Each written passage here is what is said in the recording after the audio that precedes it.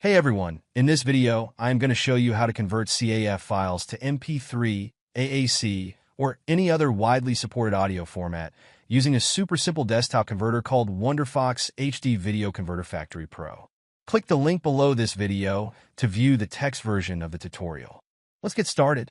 First, open the converter and you can hit the import buttons or simply drag all your CAF files into the program.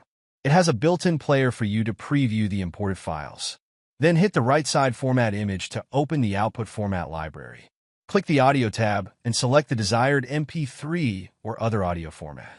If you have specific requirements for the output audio sample rate or bit rate, you can go into the Parameter Settings section to change it.